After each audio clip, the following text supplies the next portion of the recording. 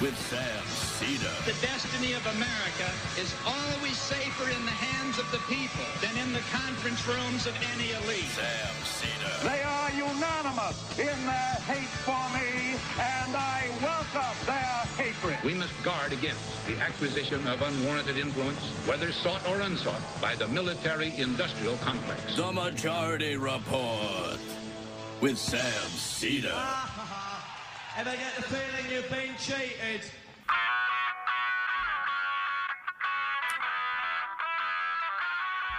It is Monday, July 25th, 2022. My name is Sam Seder. This is the five-time award-winning Majority Report.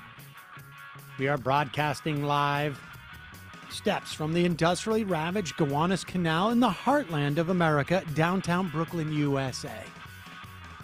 On the program today, Kathryn Judge, professor at Columbia Law School, author of Direct, The Rise of the Middleman Economy and the Power of Going to the Source. Also on the program today, the Central Park Sixth to be exonerated today after serving 30 years in prison. Housing market supposedly cools as Fed look to raise rates again this Wednesday. Steve Bannon found guilty on 2 counts of criminal contempt of Congress. Senate to move to fund semiconductor chip production subsidies. Trader Joe's raises pay by $10 an hour on Sundays on the eve of the union vote in Hadley, Mass. Go back and listen to our interview on June 21st, June 15th. For more on that, HarperCollins workers staged a one-day strike last week. And the latest Republican-funded AIPAC money dump is now up to $3.3 million in primarying Andy Levin from Michigan. DOJ opens an environmental racism investigation in Houston. The FTC teeing up possible suit against the defense contractor Northrop Grumman for breach of its terms in its 2018 massive arms dealer merger. Producer merger. Russia strikes Odessa, threatening its deal to unblock Ukraine grain exports. All this and more on today's Majority Report. Welcome, ladies and gentlemen. Thanks so much for joining us. Glad could be here. Little sweaty in the office again, of course. Of course. It's part of its charm? Yes. Question mark? We're waiting on a new air conditioner, but I don't know. We may have to get a newer air conditioner than the new one that we're waiting on. Emma Vigland here, of course, as always. Just sweating to the newies. Yeah, we will. We'll get a new air conditioner when hell freezes over, and by hell I mean this office. Yes. Well, it's a little more dramatic than I was going to go for. I thought we'll probably get it by October, but it could be. I mean, who knows? I don't have the dates on hell freezing over, so unclear in that accord. Welcome, ladies and gentlemen. I think people know it's hot mostly around the country. Very hot. I think Oregon's, they're talking about maybe 110 degrees. Jeez. Today, Europe, of course, also sweltering. I wouldn't worry about it, folks. Probably nothing. Probably nothing. Weather. Probably nothing. Just happens. It happens. Yeah. There is, I'm starting to see articles now written about folks in the Biden administration saying you're going to have to get a little unilateral of this because it's quite clear that nothing's happening with Joe Manchin. Right now, they're racing to get reconciliation bill, which will give Medicare the ability to negotiate on drug prices. Unclear if it's all drug prices or specific drug prices, but also will extend the ACA subsidies that are due to run out in 2 months or so. And I mean, the very, very bare minimum. And I don't know. Supposedly they have a deal to do this with Manchin, but can one really assume that's the case? I guess we'll find out. Also, Manchin has COVID now, so like, did you see that this morning? I did not see that. Yeah. This Oh morning. my God. Well, I mean, I don't know if that affects this CHIPS legislation, but I mean, hopefully he's not out for too long if they're trying to pass that stuff. But We'll see.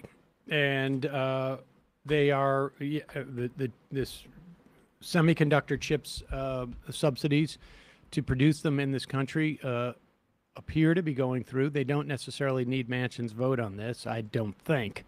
There seems to be a decent amount of bipartisan support on this. No worries about the inflationary effects of subsidizing the semiconductor chip business, which is not for me to say that I have necessarily a problem with it, although I would like to own a piece of it if we're going to pay for it. But the argument about inflation is a little bit bunk. Maybe we'll talk to Professor Judge about that in a moment as well. Let's get to this. This is sort of fascinating. Not necessarily a huge amount of news here, although there conservatives gathered in some type of like. I mean, it's their Emmys, I guess. It is a Turning Points USA Action Conference. This is Charlie Kirk's outfit. And they got some big luminaries. One of them is Ted Cruz. And look at what they do here. It was requested we do this at the live show, but I don't have, $75,000 to do an opening to make it seem like I'm interesting in some fashion. right, And like you're a wrestler or something like that, or just some type of star. I mean, this is like, you want to talk about the mindset of creating rock stars out of their politicians. I mean, on the center to the left, there's a little bit of this. We do this, on some level. There's too much, I think, sort of praising and focusing on individual politicians. But, I mean, Ted Cruz, really? like they did, like the Democrats did this with Obama. They made him into a celebrity, but he has the charisma to warrant it to a degree. Ted Cruz is I don't even know that the Democrats did. blobfish Like, the that come country- alive. The Yeah. country did. Yes. They never needed something like this. This is bizarre. It's like for literally for 16-year-olds. He has managed to unify the country. Everyone agrees he's doing a terrible job. Oh my God. It's like Spinal Tap. It really is. This is just. Hey, everybody. It's me. I've requested this for when I walk into the office. This kind of treatment. Yeah, but that's because it'd probably be nice and cool. All that mist. Oh, God, the charisma. And he has Bret managed Michaels. to Yeah, we don't unify need the to see it country. again. That's good. Let's just see one of his top-line policy statements that he gets to during this. Honestly, it's like a conference set for 16-year-old boys, I guess. I know. And frankly, I'm sorry I apologize to the 16-year-old boys out there for Man, even saying that. yeah, I was into Muse and Arctic Monkeys and cool bands like Radiohead and stuff like that. And these kids are cheering to Ted Cruz. Oh coming up. yeah. Go ahead. All of y'all on campuses across the country, your classmates, even if they're scared to say it, are looking around thinking this stuff is nuts. Please clap.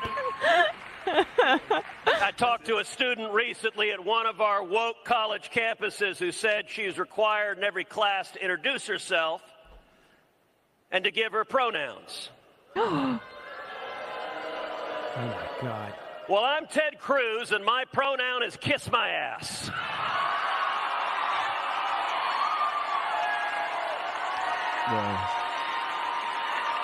I mean, God, it's like seeing the Beatles. do we really need to? We don't need to go any further on that. But let's listen to some of the policy proposals from Matt Gaetz. Here is one. I mean, it really is just this is what they're doing with their youth, folks. I mean, I don't know what to tell you. It is just so there's something so twisted about this.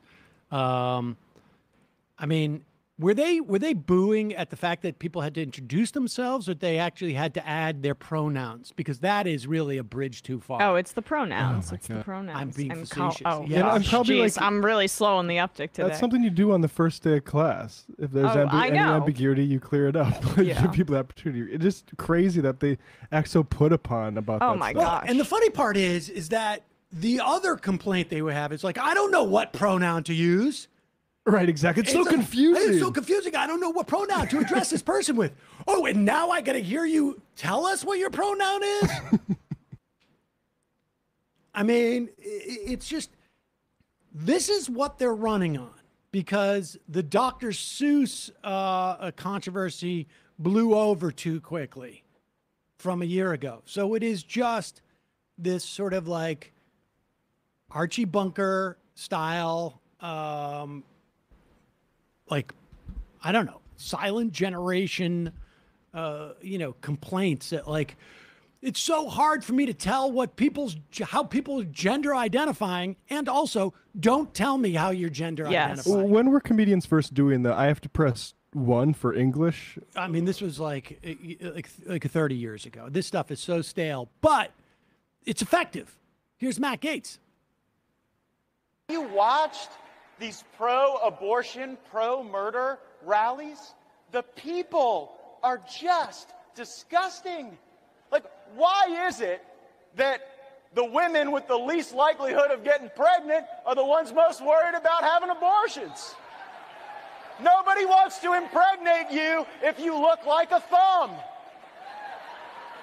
These people are odious on the inside and out. They're like 5'2", 350 pounds, and they're like, give me my abortions or I'll get up and march and protest. And I'm thinking, march? You look like you got ankles weaker than the legal reasoning behind Roe versus Wade. A few of them need to get up and march. Do we really? I mean, honestly, like, this is, this is almost like Andrew Dice Clay level embarrassing. Yeah. Hey. Is it Steven Crowder level comedy embarrassing? This is their Somewhere between him and Dave Rubin. One of the more popular congressmen in the Republican Party. And it is, I mean, he managed to stretch out. We're just misogynist. And he managed to make a whole bit about that. Oh yeah. He has opinions about which women are attractive or not, because mostly he's interested in girls and not women underage, allegedly. Nevertheless, like, can you imagine a congressperson getting up and making this is the Republican Party. Oh yeah, Matt Gaetz comes from a political family. His dad was a politician, also got in trouble for some Medicare fraud. His business did, and his I think grandfather was a North Dakota politician. This is Republicans. Exactly. This is their. We do misogyny, but we try and make it a little bit amusing. Really stunning. But there it is. That's what the kids are doing these days at the Turning Points USA, or the Student Action Summit. Student Action Summit. Oh, great. Sign up, folks. We've got a workshop this afternoon on misogyny, one on homophobia, and one on transphobia. And then we're going to do those. We're just going to keep running the same 3 over and over again so you can get some policy points on that. All right, we're going to take a quick break in just a moment, and we'll be welcoming Kathryn Judge, professor at Columbia Law School, author of Direct, The Rise of Middleman Economy and the Power of Going to the Source. But first, a couple words from our sponsors today. 1 out of 3 Americans report being sleep deprived. That's generally me. And part of that reason could be their sheets that could be part of the problem. Not so much for me. For me, it's just like, I don't know, head. Like I spend too much time making lists in my head. Yes. At any time. But Cozy Earth, which are my sheets of choice, provide the softest, most luxurious, and here's the key. Well, for me anyways. Like, I'm not too big on the soft or luxurious. I like it, but I could, if I had temperature control, I could sleep on just on the floor. They are temperature regulating sheets. Rather important right now. Yes. My air conditioning is not doing it. Yeah. Cozy Earth has been featured on Oprah's most favorite things list 4 years in a row. They're made from super soft viscose. It's from bamboo. Cozy Earth sheets breathe so you can sleep at the perfect temperature all year round. They have thousands of 5-star reviews. They have become the bedding of choice for interior designers and celebrities. Like myself. Like Emma, who has a duvet. I do. Cozy Earth even offers a 100-night sleep trial, which means you have up to 100 nights to sleep on it. You wash it, try it out. If you're not completely in love with your sheets, you send it back for a full refund. It's a no-lose proposition, folks. There's a 10-year warranty. Cozy Earth sheets come in 4 new colors. Again, it's the temperature control. The softness is great. The luxuriousness is great. But for me, it's the temperature control. I need temperature control. I get too hot. Some sheets just like, it's like you're in like a insulated, one of those It's like they're trying to keep you warm. Exactly. Right. For a limited time, you save 35% on Cozy Earth bedding. Go to cozyearth.com/majority. Enter my special promo code majority at checkout to save 35% now. That's cozyearth.com/majority. Be sure to enter majority at checkout for 35% off. Okay, next up, one more sponsor. True story. Last night, I was contemplating going over to my buddy's house. Finally, more or less disposed with the children. I haven't done anything wrong to them, I should say. Sam has disposed of his children. And to go over and have a drink. And then I realized, like, I'm out of my Z-Biotics. Oh. And I'm like, I don't want to be a wreck tomorrow. It's just going to be too hot. And the last thing I need is a headache. So I've got to get more. What is Z-Biotics? It is a probiotic drink that breaks down the byproduct of alcohol, which surprise to me is why you feel horrible the next morning. It's not the dehydration. It's like a chemical that comes out of your gut, essentially. You drink a bottle of Z-Biotics before your first drink of alcohol. It's a little bottle like this big. Tiny. One bottle is all you need for the night. Doesn't matter if you're going to have one drink or multiple ones. You drink responsibly. You pace yourself. Get a good night's sleep. The next day, you feel great. You're not going to feel like, I don't feel too sick to work out. Why did I do this to myself last night? I can't drink again. I can't ever have another drink. No. You drink. This toxic byproduct of alcohol builds up in your gut, and you feel crappy the next day. Well, Z-Biotics produces an enzyme, more or less like the one that your liver uses. It breaks down this byproduct. Z-Biotics is the first genetically engineered probiotic. It's created by altering the DNA of a natural probiotic bacteria that we eat all the time. Z-Biotics is not vitamins or plant extracts. There's no off-the-shelf ingredients. Z-Biotics has been rigorously tested and is FDA compliant for safety. If you're the kind of person who likes to drink with friends, unwind at the end of the day, still have a full day planned the next day, Z-Biotics is perfect for you. Doesn't matter whether you want your tomorrow to be a productive one or a relaxing one. You don't want to feel bad. Get 15% off your first order of Z-Biotics pre-alcohol probiotic. Go to zbiotics.com/majority. Use the code majority. That's the letter Z, BIOTICS, zbiotics.com/majority. Coupon code majority at checkout saves you 15%. The link is in the description. Okay, we need to take a quick break, and then when we come back, we'll be talking to Kathryn Judge on her book, Direct, The Rise of the Middleman Economy and the Power of Going to the Source.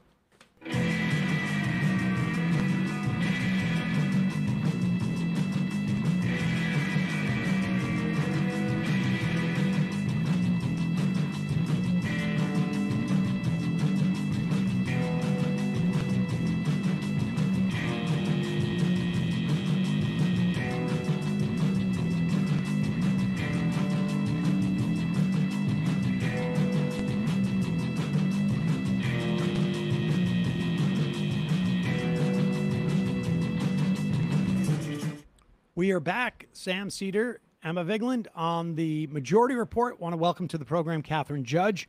She's a professor at Columbia Law School, author of Direct, The Rise of the Middleman Economy and the Power of Going to the Source.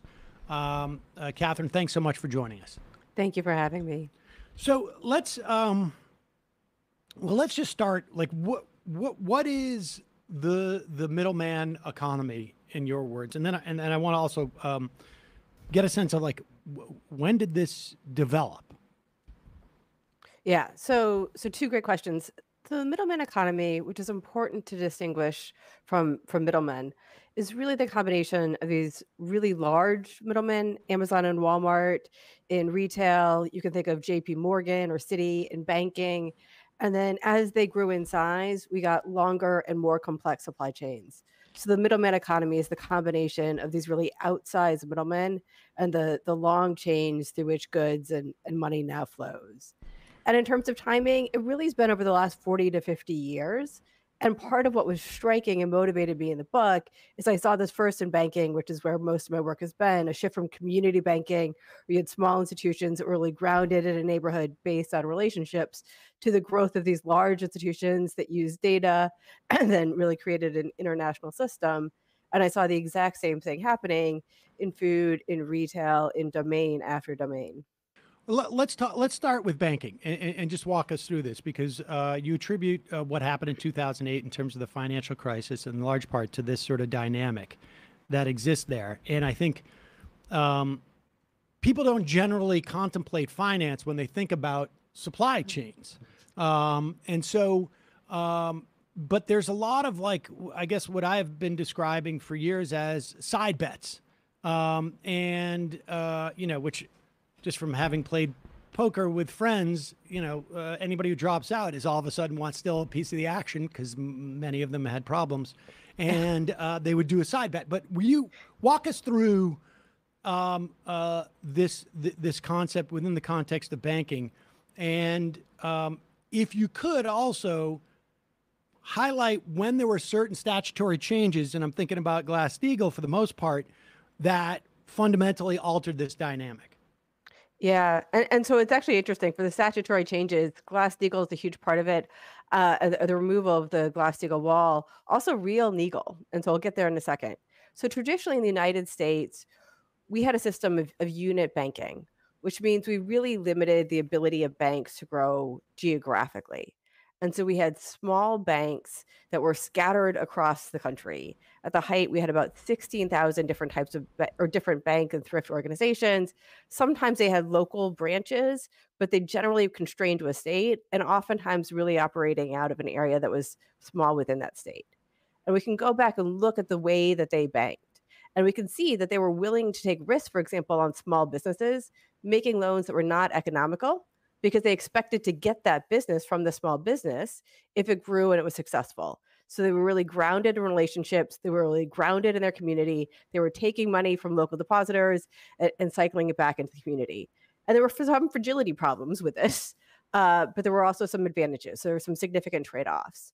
And then we really had multiple decades of deregulation. And so we did allow the merging of investment banking and commercial banking, which I think is the most famous. But we also really lifted a lot of the geographical restrictions that had previously existed. And banking regulators became more willing to allow mergers to go forward. And so what we saw is a small number of institutions, really the top 4 to 6 banks, depending on how you look at it, grew and took over a bigger and bigger proportion of the outstanding banking assets. And in the process, they had a different way of doing banking. So what they would do is they would use a lot of data, and they would create these standardized metrics to figure out whether or not they should make a loan. And this made it a lot easier for them to not only hold those loans on their balance sheet, but to put them into securitization vehicles where they suddenly could create this new entity and say, look, we've done a bunch of research. Here's a bunch of representations and warranties over why this portfolio is going to perform. And then that's how you started to get things that looked like supply chains or capital supply chains, but you had money flowing in from Europe and Asia, where you had loans layered into securitization vehicles and sometimes other layers after that, whether it's asset-backed commercial paper or layered securitization entities, which allowed all kinds of new money to flow into home loans and to other types of loans, but also created a lot of new sources of fragility and undermined accountability in some meaningful ways. So we had two different dynamics, if I hear you correctly on this. One is the ability for these banks essentially to get larger. And there was multiple ways in which they did it on different planes, both in terms of like what type of businesses they could engage in and the geographical limitations they had. So we allowed these banks to get larger. The way their business changed was from personal relationships, which the fragility you speak of was like, well, if Jenny's a lumber company goes under, we've invested a lot in that in terms of a loan, and she can't pay back this loan. We're in trouble. But at the same time, we have a relationship with Jenny. We're going to place localized bets that aren't necessarily the best odds necessarily, but they're all that are offered to us. So we're going to take those if we want to engage in business, and we'll be conservative in other areas.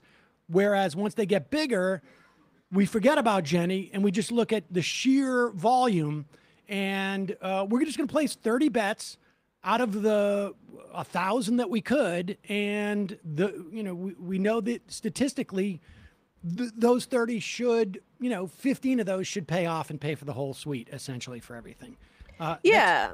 And that's it. And they hoped it was like higher than 15 out of 30, but that was certainly it. It became much more of a numbers game, and partly data and the incredible money that they could put into developing fancy models and into really high tech, IT allowed them to increase the accuracy of those bets. But as we've seen, once you try to shift away and align the importance of person and place and in the individual characteristics, there's a lot that you lose that turns out to really matter in certain states of the world. And that's what happens when these things get securitized. Essentially, you have an anonymous group of loans that, are given some, standard, quality standard, in which, we had a problem with that with the rating agencies too. And people are just like, okay, it's rated AAA, so I'm gonna bet on this, and then the whole house of cards falls apart.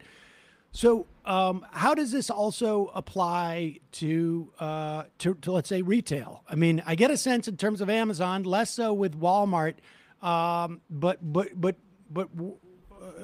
explain this to us in terms of retail. Yeah. So first of all, just to follow up on your example a little bit, part of the reason everything exploded is that actually the number of home loans that went bad was significant, but it wasn't overwhelming, and it shouldn't have overwhelmed the financial system.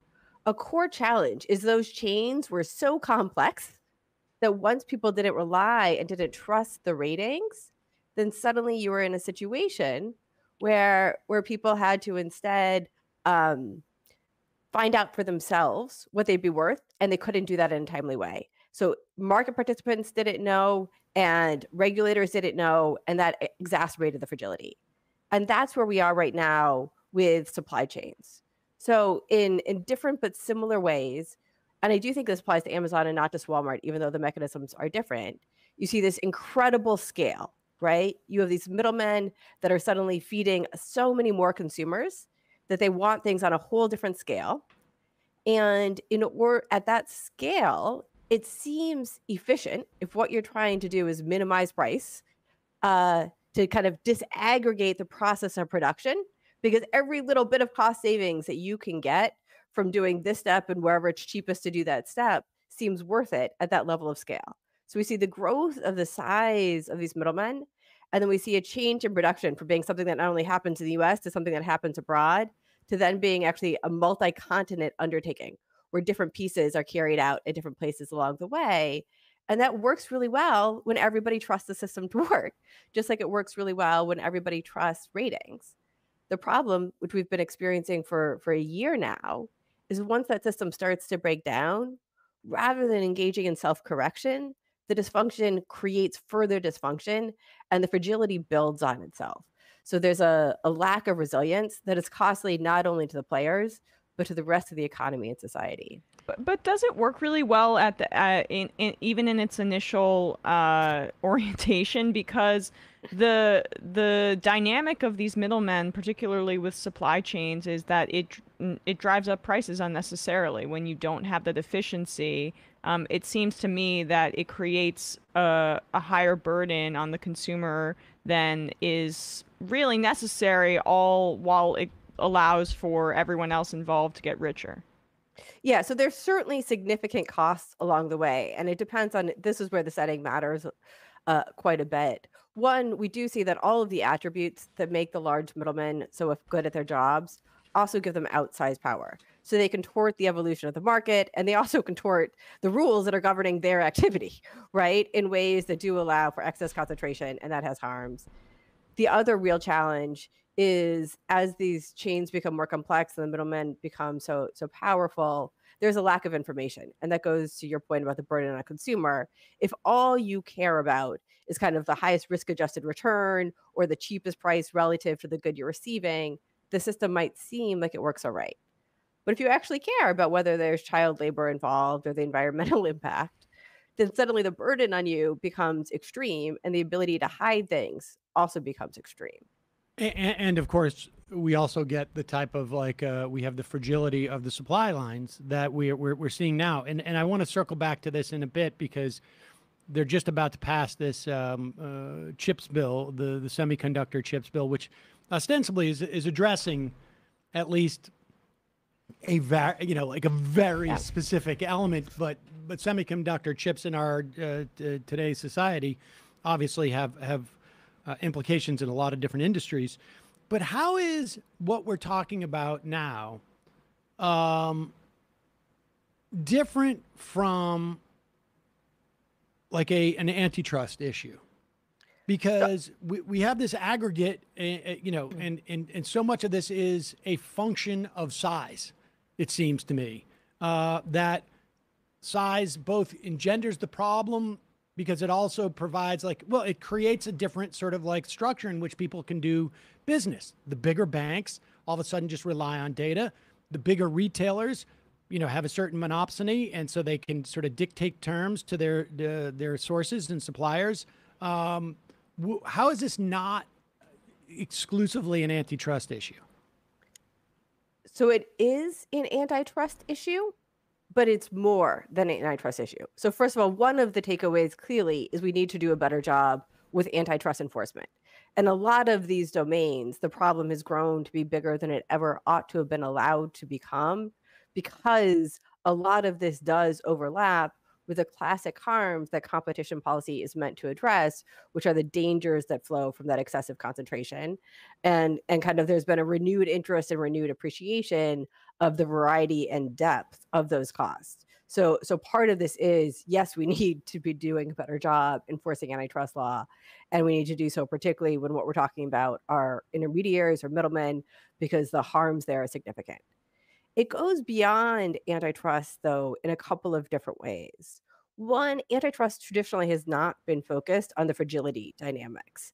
That's something we focus a lot on banking and financial regulation, but we haven't normally thought about resilience as something that we need to prioritize and think about in a structural way in domains beyond banking, beyond some kind of certain critical domains that we recognize as critical.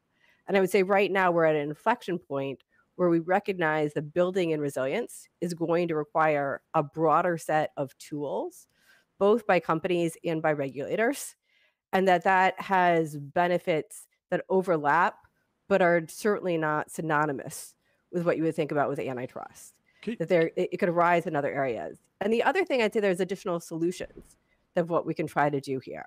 So a lot of what antitrust is top-down solutions. It's trying to limit these concentrations of power.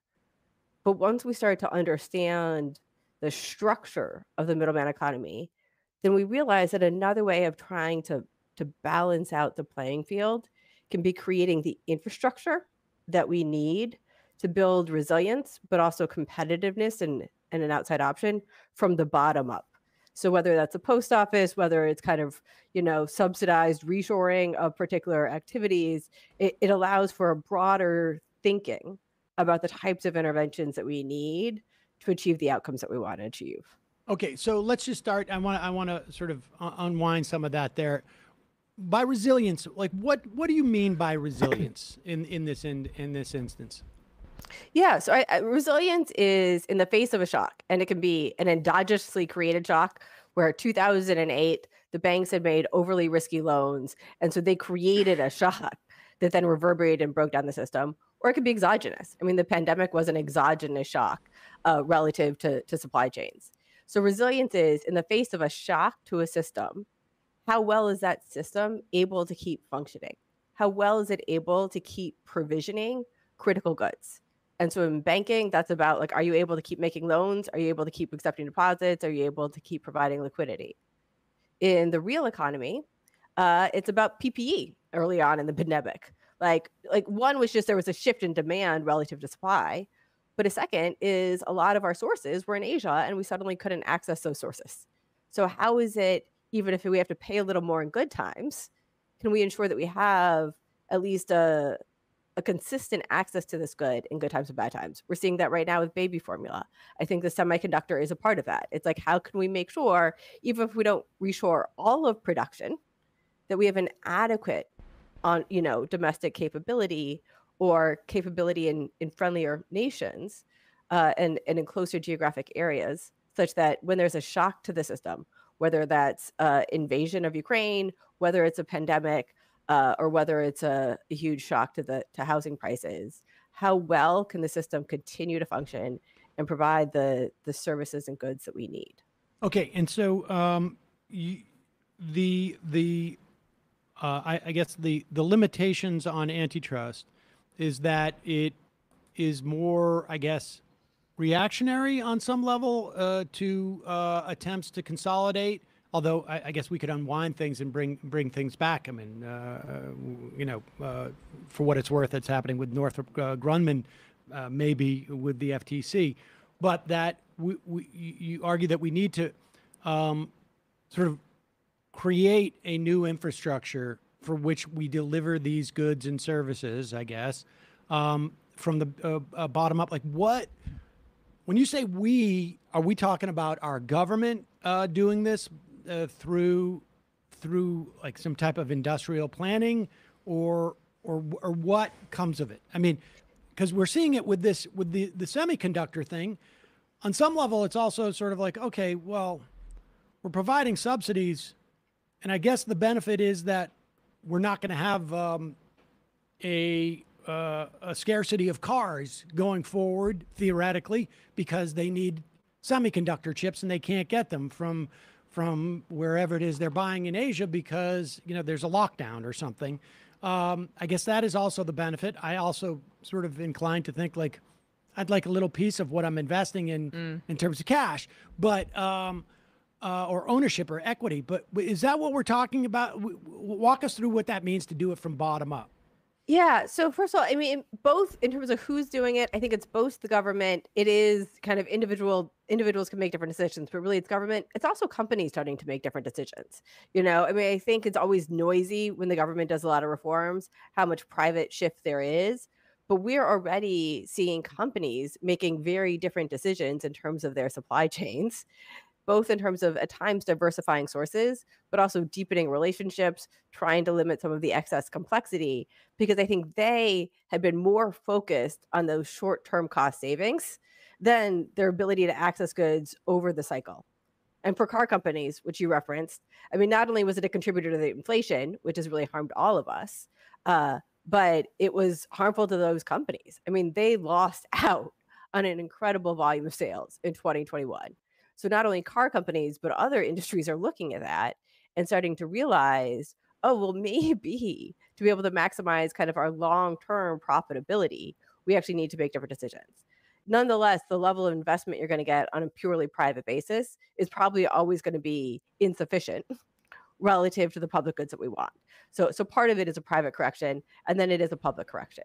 And again, that varies and by the private sector. correction, and just to be clear, the private correction is going to be focused on the specific problems of individual entities as opposed to a system-wide situation, right? I mean, on some level, it's in the best interest of these individual entities to figure out a solution that their competitors don't. And so, having it be system-wide is sort of runs contrary to their best interests on some level, unless they are the system, right? I mean, for the most part. Yeah, no, I think that's certainly accurate. And that's where the government is going to have a critical role to play. I think at times it's not always one or the other. There are times, particularly when we think about an international playing field as opposed to a domestic playing field, that some coordination can bring collective benefits where it's worth the investment. And so we see a lot of that kind of around data and data sharing and some of the information sharing. But it's clearly the private solution is going to get us to a better but suboptimal place relative to where we really want to be at, particularly when we're talking about critical goods. And then the public setting, I mean, so like you said, I mean, I do think that things like this, efforts to onshore some semiconductor capabilities in this vein. I would say also like as basic as like rethinking the investments we want to make in the post office. I mean, a lot of the question is once we have this middleman economy, once we recognize how it's going to perpetuate itself, provide some benefits, but also introduce new risks, part of it is creating a structure that allows people to opt out. So just as simple as Amazon, like people like Amazon because there's a really easy website to use. It's got a zillion options and you have all those user reviews, but it also has an incredible fulfillment system. And, most Americans are Prime members at this point, which is actually unbelievable, but true. So then you're in a situation where people are feel like it's free to get a good kind of the same day or the next day. And there's always going to be a cost when they opt out. But the question is, how big is that cost going to be? And so, for example, by making significant additional investments, and already we're trying to revamp the post office system, but trying to make it not so it like manages to make money, but instead trying to make it so it actually provides the infrastructure. So if you want to go to a smaller maker or a smaller creator, you're not having to wait 5 days as opposed to 1. Maybe it's like 3. And the cost of that is a little bit less burdensome. Then those two can again help to create a more level playing field. What other areas? So we could. So one option is to invest in the post office, or at least. And there's been a fix, I think, in terms of the 75-year health pension requirements, but to genuinely sort of upgrade the post office service, ostensibly maybe with some capital investment, maybe just some operating money, because the post office runs primarily just by on the sale of stamps, so that they could provide a service that would help smaller businesses compete. What are other sort of infrastructure, I guess, and this is sort of like the positive investments as opposed to the regulatory sort of like tamping down on growth from an antitrust perspective. What are the other investments that our government could make that would reorient our economy in this way? Yeah, so a lot of it can also be done at the state and local level, right? And there already actually is a lot that's being done at the state and local level because that's where a lot of the information and the responsiveness is. But it's how do you, for example, even just creating settings, like farmers markets have actually increased at a very significant rate for almost 3 decades now. And that's possible because cities make public spaces available for those farmers markets to occur.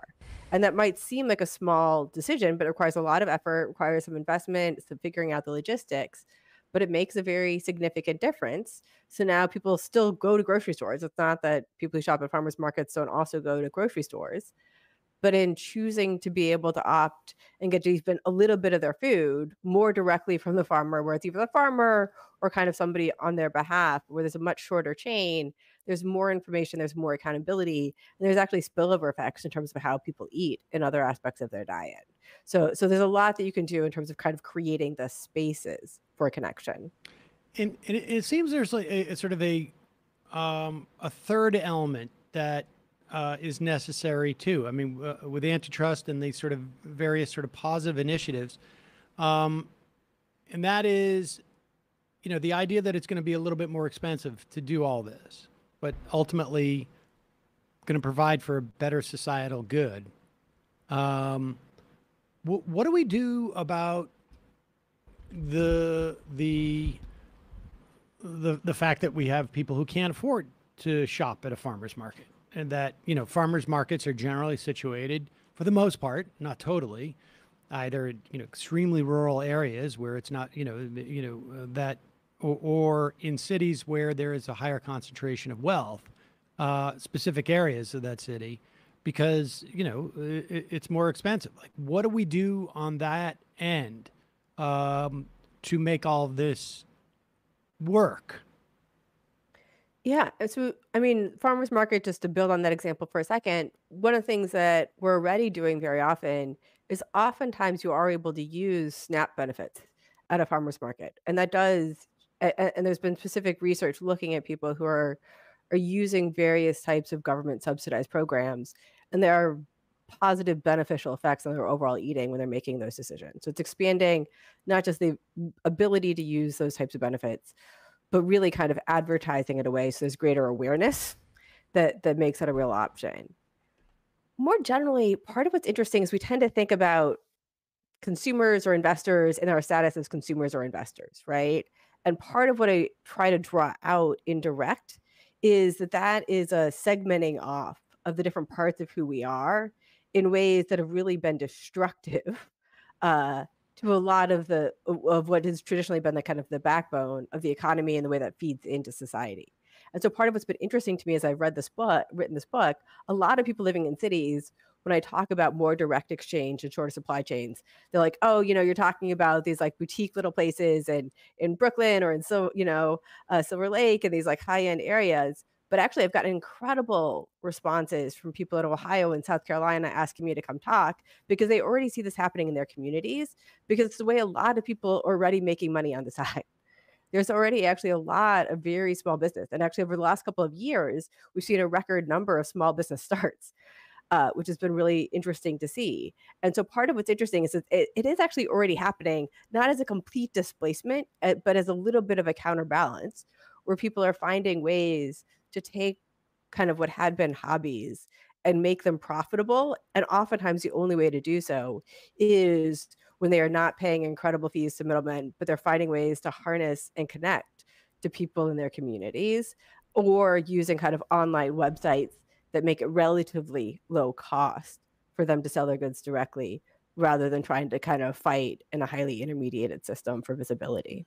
I mean, this was the promise of the internet, wasn't it? To essentially eliminate the need for brokers. I mean, more or less. And let's just talk also in terms of real estate, because we have a housing crisis in this country, I think, in many respects, as a function of the 2008 financial crisis. I don't know that we ever, we lost several years of building houses because of that crisis. And now I think we're feeling it. And rents, sales have softened now, but rents are still sky high. Does your, I guess, paradigm or assessment of this paradigm involve real estate at all? And how do we address is it a middleman question, or is it simply a supply question in the context of real estate? Both. So on your point about the internet, it's key, because originally we did see Bill Gates and these other internet enthusiasts saying, look, this is going to get rid of all middlemen. And instead we've seen just the opposite. It's actually fed the creation of middlemen that are even larger and even more powerful, and whose power just keep growing.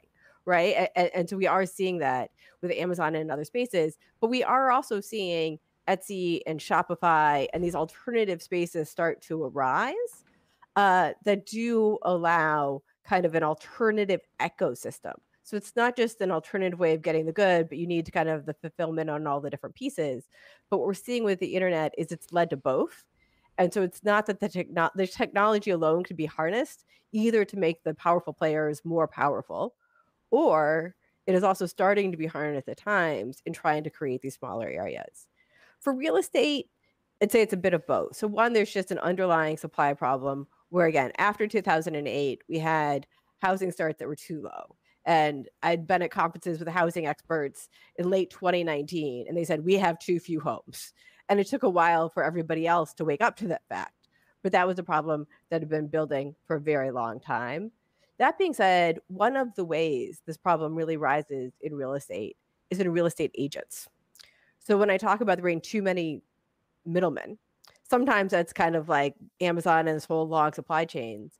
In real estate, it becomes manifest in the fact that in the United States, for most real estate transactions, we still have a full service buyer's agent and a full service seller's agent, and they're still charging between them 5% of the value of the home sold. And that's twice what you're typically paying in the UK, in Canada, in Australia. And again, it goes back to your point about the internet. So the internet made it a lot cheaper in all of those places because particularly if you're on the buy side, it's a lot easier to go online, figure out the homes you want to see, and kind of arrange for showings. But in the United States, even when you're looking at Zillow or Redfin, you're really using a database, the multiple listings service, that was created and continues to be controlled by full service real estate agents. And so what we see is that there's a whole variety of different mechanisms that they've worked hard to entrench the current system where it feels free for a buyer, but the net effect is, real estate is the number one financial asset for your average middle-class family. In contrast to the rich who own stocks and bonds, for your middle-class family, the house is their biggest, most valuable financial asset. And we are making it significantly more costly than it ought to be for people to tap into that asset because of the way real estate agents have really entrenched a system that, again, I think was incredibly valuable in the 1970s and 80s, but that it has outlived its usefulness. Well, it's entrenched the system not just when you're purchasing a home, it's also entrenched the system when you're looking for a rental, which is a completely redundant and unnecessary, in the bad way, an unnecessary fee that's associated, particularly here in New York, where they're also supposed to be outlawed, but they still happen. So, can you talk about that in the rental market, not just in the real estate purchasing market? You can certainly talk about it. So it's a huge problem in the rental market. And again, it's a combination of factors where they make themselves useful and they get entrenched initially. But what's interesting is there have been efforts to outlaw them, but at various times there's often legal efforts to protect their ability to provide these services, even though they're incredibly costly. And kind of going back to the earlier conversation over what lawmakers can do, one of the biggest things they could do is just stop adopting laws that protect middlemen. And part of what I show in Direct is in domain after domain. We're seeing it right now with electric car sales are behind where they should be because, car dealerships as the middlemen have played a great job shaping rules. Same with the real estate, they have rules that protect them. In exchanging stocks, they've had rules that protect them. So what we'll see is when they gain control, they also contort rules to protect their use. So part of it is just trying to figure out, let's get rid of the rules that purport to be protecting consumers, but really are protecting middlemen. And then let's try to figure out kind of where are the ways we can create a better outcome. And it is challenging. Well, that mechanism in which to inhibit and mitigate the power of these associations, right? I mean, the car dealers, let's say, for instance, that seems to me to be an FTC or an antitrust type of this, where we need regulations, right? We need to break up these cartels so that not only are they not anti-competitive within the context of the consumer market, but they're not anti-democratic in the sense that they have an outsized power in influencing our lawmakers.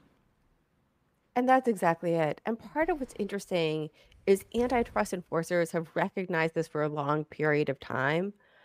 And at times they've even appeared to make progress, but then they'll enter consent decrees that don't bring about the changes they're supposed to. So in real estate, a lot of the anti-competitive practices by the National Association of Realtors, which is the big interest group on their behalf, have been the subject of numerous lawsuits. And we finally saw in a 2008 agreement between the Department of Justice and the NAR that says, look, we're really going to try and change things. We're going to make all of these changes that allow for a more competitive landscape. And yet here we are 14 years later. And actually, even a decade afterwards, the FTC and the DOJ had a big conference to say, like, okay, like how much innovation have we managed to inspire? How much change has there been? And the reality was you had an incredible number of incumbents or new players that offered seemingly better services that seemed poised to disrupt the market. And yet, one after one, they either quashed or were failed. And so part of what we need to understand is that it's not only we have to bring these tools to bear, but we do have to understand in very specific and context-sensitive ways, what are the various attributes, the control over infrastructure, the relationships that give middlemen the outsized power, because it's only by understanding what makes them distinctly harmful that we can craft the type of policy solutions that are actually going to be effective and help us achieve better outcomes longer term. So much of this seems incumbent upon returning to a and to some extent we're starting to do that with this administration. One of the, in my estimation, one of the highlights of this administration is at least a move to return to a pre-Robert Bork sense of what constitutes antitrust, and that it's not just a measure of, short-term cheaper prices for the consumer, but long-term, these questions of resiliency, these questions of market power, these questions of impact on our democracy, so that we can efficiently address these problems. I mean, that's ultimately what we're saying. When we have a loss of democracies, we can't really address these problems because there's outsized interests that are making money off of the sort of market failures, if you will, or the inequality that exists currently. And I think that hopefully will be one of the long-term legacies of this administration. And it takes time to bring about meaningful change. We've had a very long period of time where we've had a very narrow paradigm of the type of harms that were cognizable for antitrust purposes, and a very narrow sense of the type of tools that we ought to be using to promote competition. And I think we've seen a variety of signs from this administration and through the leaders that they've chosen that they are really working to bring back a more robust understanding of what they're supposed to achieve and how they're supposed to achieve it. And I think it's going to take time, but it has been an absolutely critical shift. Isn't this is a bit of a left turn, I guess, but aren't health insurance companies the ultimate middleman? Talking a bit more radically here, but private health insurance is a price gouging enterprise essentially, and it would be a lot more efficient for everybody if it just came directly from the government. So I could not agree more that everybody knows that we'd have a much better system if we had a single payer system. And so there's a lot to look at that's wrong with healthcare. Healthcare is also an area where even beyond the health insurers, the incentives that arise and the opacity that arises because of how we pay for healthcare is an area where we also see a growing number of middlemen. And this is one of the current priorities where we've seen not just Chair Lena Khan, but all 5 FTC commissioners actually sign on to a recent effort to look in the practices of pharmacy benefit managers, for example, which are one of the, and so we oftentimes talk about the middlemen we see, and I talk about those because those are the ones that are most visible to us, but very often it's the wholesalers and distributors that are right behind the actors that you see, where a lot of the power really accrues. And there's some really interesting research looking in areas like insulin, for example, where even as the cost is going up, the amount that's actually going to the producers has been going down. It's instead the pharmacies and the Pbms, the middlemen in the space, who are seeing their profits rise. And we should say there's like what 4 or 5 Pbms, right? Like McKesson, CVS. I don't even know the other 2. Or Walgreens. No. I think it's I don't know who the other 2 or 3 are. But yeah, no, there's a very small number that control an incredible proportion of the market, which is precisely why this is another classic. And they're getting example. kickbacks from both ends. right? I mean, I think we recently spoke to, I think was it Matt Stoller that we spoke to about this? I can't remember, but these PBMs are highly problematic, it seems to me, in terms of the. So with that said, do you think that negotiations with Medicare, which is, drug negotiations via Medicare, which may happen under reconciliation, according to Joe Manchin's, tea leaves today. And also, can you give an assessment of that if you think that will impact the way the PBMs operate in some fashion? And also give us an assessment of the semiconductor bill that looks like it's going to pass in the Senate within a number of days. I think they're voting on cloture today. Give me your assessment of both of those sort of changes, which I presume you would perceive as not so much the antitrust area, but on the other sort of like build the infrastructure area. Yeah. So I think, first of all, both of those is absolutely critical. I mean, neither of them are going to kind of transform the entire area, but they are precisely the types of moves that we ought to be making. In terms of negotiation, it is a meaningful benefit. But going back to our conversation about real estate and the previous efforts to bring about enforcement change, it's not just do you have the power to negotiate, but how informed are you about the structural issues that cause these problems to grow on themselves? And how willing are you to go in and negotiate not just with respect to price, but potentially also with respect to structure in ways that help to address some of the incentive problems that arise? Because part of the problem is if you have too many middlemen and they're all trying to get a little bit of a cut, even if you can negotiate, what you're going to get is going to be set by a baseline that just assumes too many people taking too much relative to what would be optimal. So it's both the ability to negotiate, but it's also the ability to use that wisely and strategically to really make sure that you're getting the long-term gains and with an eye towards the broader system, so that there should be positive effects outside of the Medicare domain, because you're actually trying to thoughtfully bring about structural changes needed. Same thing for the semiconductors. I think part of what we're seeing there is an understanding that for geopolitical reasons, if nothing else, intermediation really matters. Middleman structure really matters. Where things are made really matters. We had this period of globalization where we tried to pretend all these things didn't matter and that all we wanted was an efficient system. And instead we got a system that was fragile and controlled by a geopolitical party that we ought to be really concerned about. And so I think it's a helpful effort to say not only where things are made, but again, that's going to be helpful in thinking strategically about, well, what are the mechanisms through which these new onshored goods are going to be distributed? And kind of how do we help to build resilience, not just at the level of the production of the semiconductor, but in the relationships between that semiconductor producer and other important American companies. Let me also, one last question. Sorry, I couldn't help myself. In terms of inflation, the Fed supposedly is going to raise interest rates again on Wednesday. The rumor, I guess, is 0.75 of a point again. Give me your sense of just the inflation that we're experiencing. It is real insofar as it costs more for, me to buy milk. It costs more for me to buy bread. It costs more for me to buy lumber or gas. And it certainly has been far more durable, this inflationary period, than I had presumed it would be a year or two ago. The theory that we hear from at least the Washington, D.C. and by some is that we've spent too much money and we have created too much demand for our economy to fulfill. But Britain has almost the exact same inflation rate.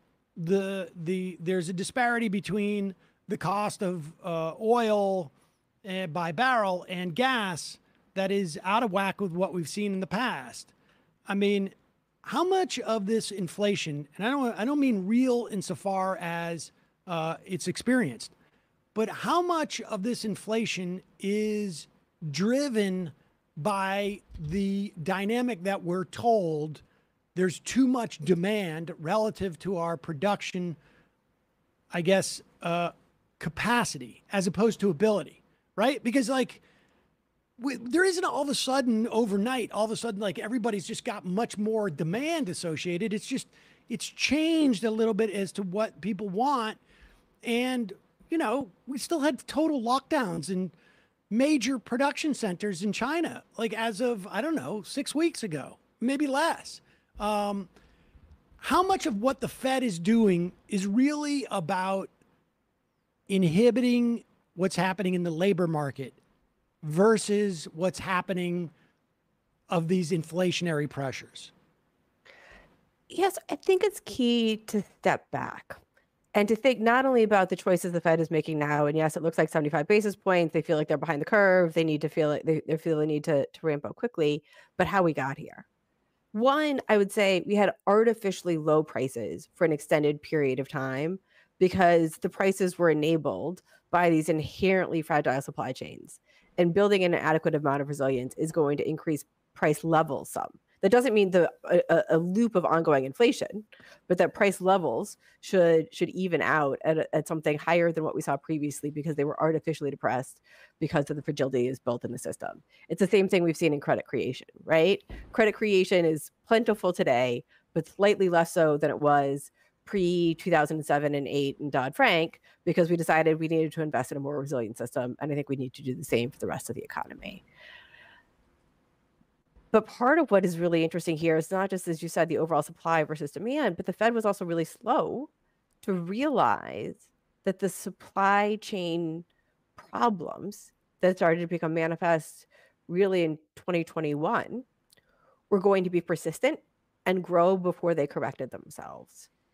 And that is incredibly reminiscent of where we started the show, which was talking about 2007 and 2008. What we saw there is the crisis started in August 2007 when there was just no liquidity in subprime mortgage-backed securities. And there was 13 months of the Fed just injecting a little more liquidity here, injecting a little more liquidity there, and assuming that the problem was going to correct themselves. But you had these incredible securitization chains that meant risk was spread everywhere in ways the Fed couldn't see and the way market participants couldn't see. And there was an assumption that it would self-correct. And it didn't. It exploded. The dysfunction created more dysfunction. And I'd say we've seen the same thing with supply chains over the past year. We saw the team transitory, if you want to call it that or not, was really based on this idea that so long as we're patient, if it's just supply chain problems, they're going to correct themselves. And eventually they will. But the supply chains had created such a complex ecosystem, reminiscent of securitization chains, that the dysfunction beget a lot more dysfunction before it corrected themselves. So I think that contributed. It was not the only factor, but it contributed to the Fed being slow and coming in right now. So I agree with you, first of all, your bigger point, which is just the types of problems we're facing right now require policymakers to do more than the Fed is able to do. And the tools that the Fed is bringing to the table are not sufficient as the set of tools that we need to deal with the price dynamics we're facing. But I also think there's more direct lessons from the importance of understanding intermediation and kind of some of the broader lessons in direct and the problems we're facing right now.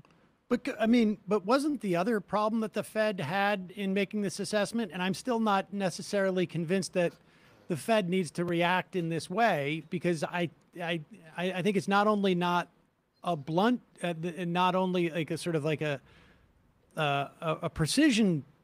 It's not only a blunt tool, it's also even more imprecise in terms of how it impacts the economy, right? Because its first thing is housing, and that's sort of almost the last thing that we need it to be doing, it seems to me, when it deals with interest rates.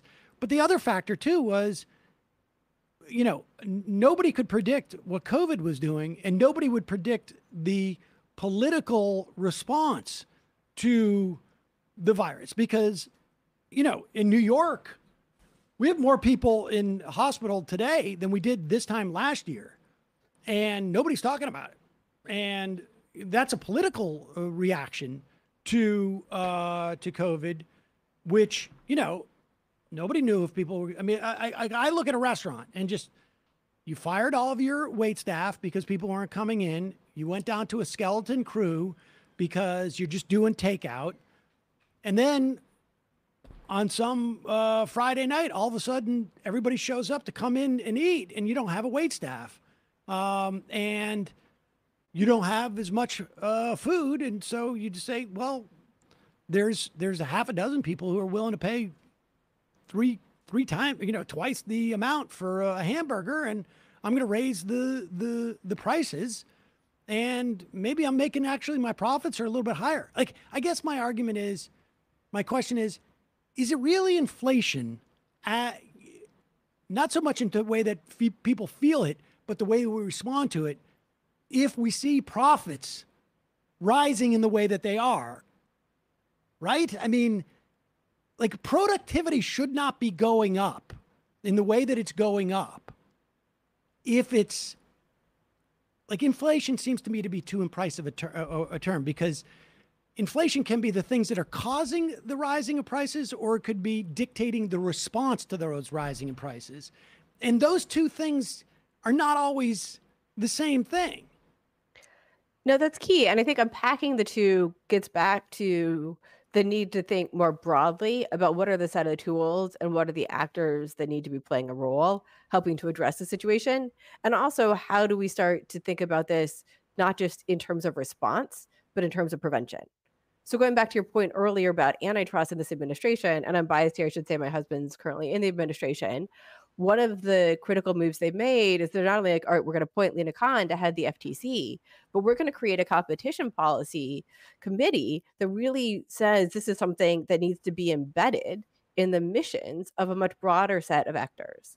And I think what we're seeing right now in terms of price stability, and I would also say that we need to think about this in terms of resilience, is the set of tools that need to be brought to bear, both when things go wrong, but also to prevent things from going this wrong, are much broader.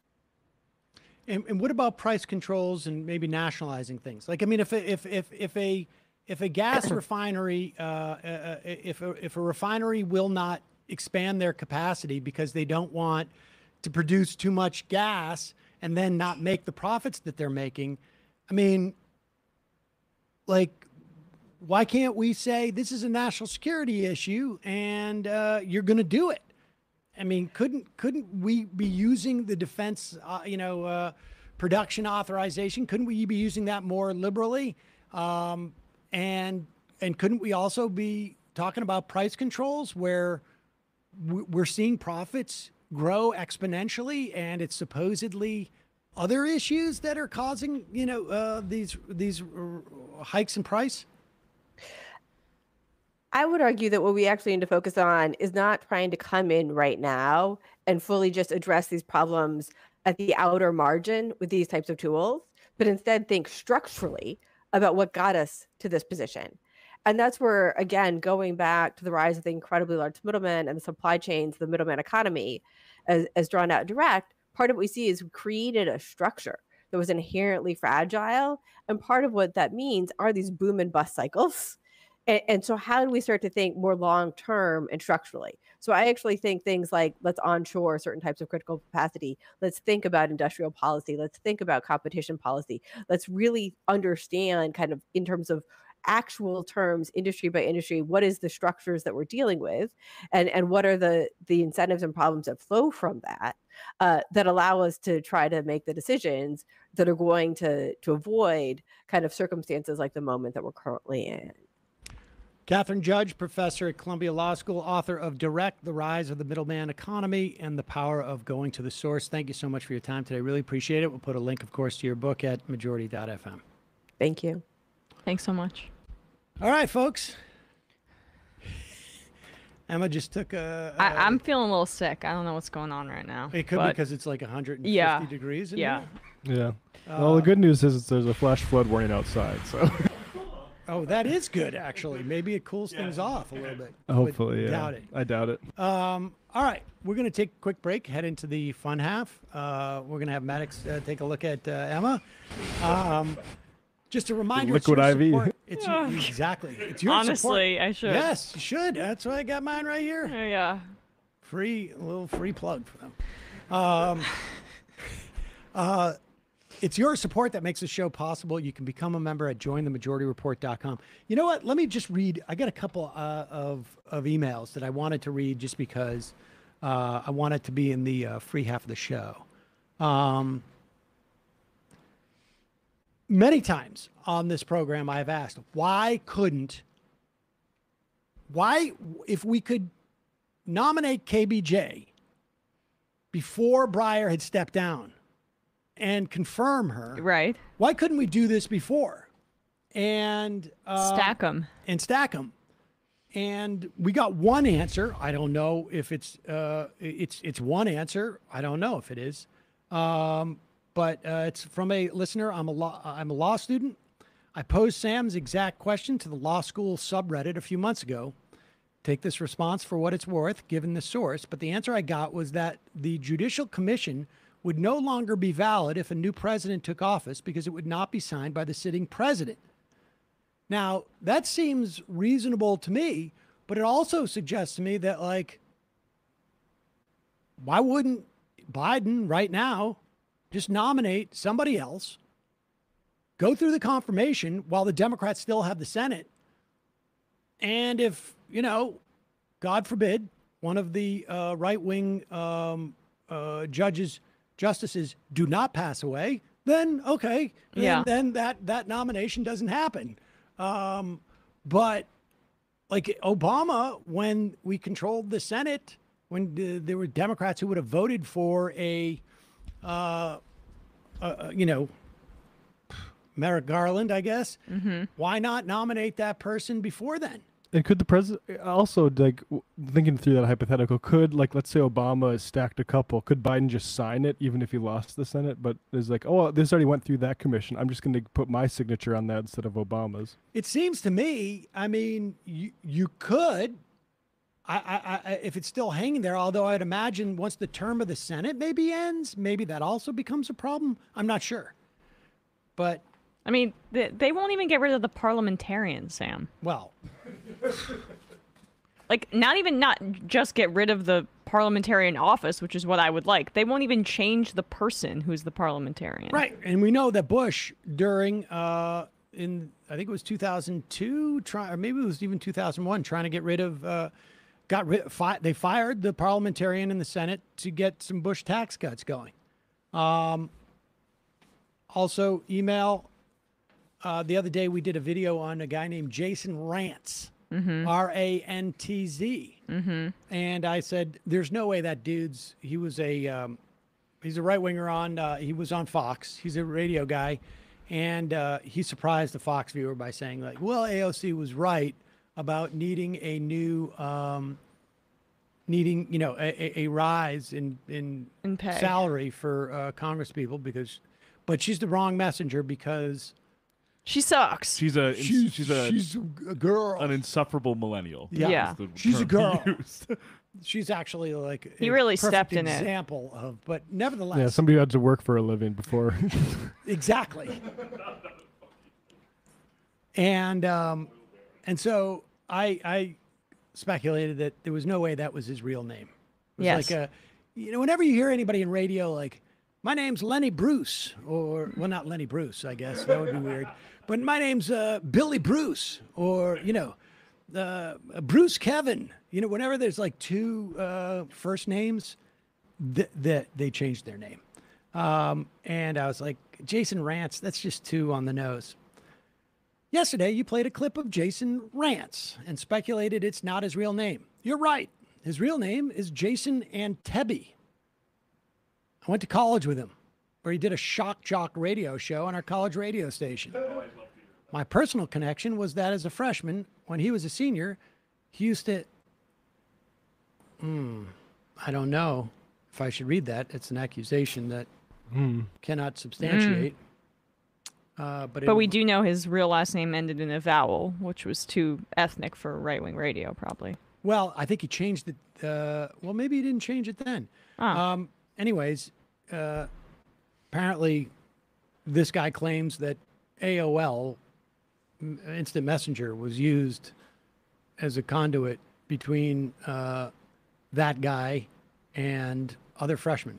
But anyways, he was a notorious a-hole. That is a statement of opinion. And eventually had his own show taken away from him for harassing students on the show. He then sued the college as a true campus free speech warrior, and they eventually settled. This is from the Inside Higher Ed issue from August 18th, 2006. Jason Antebbe, a 2004 Occidental College graduate who hosted a show at the college called Rant and Rave, was kicked off the show shortly after he called two identifiable students' names, Bearded Feminist and Douche, respectively, on his show. Antebbe, who said he was an outspoken conservative member of the student government, that the students he made fun of had been publicly calling him racist, anti-Semitic, and that he sexually harassed women. And crazy how this is the framework for every conservative agreement, from campuses to Twitter. Left is best. That is from listener Tom. Thank you, Tom. All right, folks. 646-257-3920. Also, you can get the app at majorityapp.com, and I am the show. But before we do, Matt, what's happening in the Matt Leckian media universe? Yeah, I did a candidate interview with David Alexis, who formerly started the Drivers Co-op, that app. We talked a little bit about his experience with the Drivers Co-op and his running for state senate in District 21 in New York. We talked for about an hour, 15 minutes, so a nice long interview. I really like people talk about is doing this work, is it politics? And David is a guy who was listening to Majority Report and TMBS and Chapo Trap House, and then decided to go start that co-op and run for office. Wow. So sweet. That makes it a lot more. It's nice to hear that sort of thing. So check that interview out, and a think tank for patrons, patreon.com/leftreckoning, where we're over 1,000 patrons, which means I'm going to Austin at some point. Wow, I saw that. Yep. When's the last time you saw David in person? That's a good question. In person. Have you ever? I have seen David in person, yeah. Is the co-op that he started, is it the one, is it the app that I have? The yep. co-op? Oh, it's the that co-op one? app, yep. Oh, awesome. Yeah. Talked a little bit about that. The sort of... We used to talk about that. Yes. Like, why doesn't somebody start one like this? And they did that. And, we talked a little bit about that, there's some truth to that. Like, you can just create an app, and it's not actually that difficult to do, although there's some certain logistical and coding things. But the big thing that Uber has is a whole bunch of venture capital to flood the zone with, and to advertising, and to cover up the fact that they're not profitable. Exactly. Yeah. They'll subsidize themselves into a market, so it's worth it for drivers and we riders. Call that the Amazon model. And then you pull the plug. Yep. And workers are starting to pay to notice that sucking sound that the plug's been pulled out. All right, folks. See you in the fun half.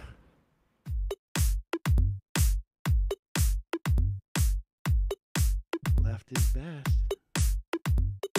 Jamie and I may have a disagreement. Yeah, you can't just say whatever you want about people just because you're rich. I have an absolute right to mock them on YouTube. He's up there buggy whipping like he's the boss. I am not your employer. I'm tired of the negativity. I'm sorry. I didn't mean to upset you. You're nervous. You're a little bit upset. You're riled up. Yeah, maybe you should rethink your defense of that, you fucking idiots. We're just going to get rid of you. All right. But dude. You want to smoke this joint? Yes.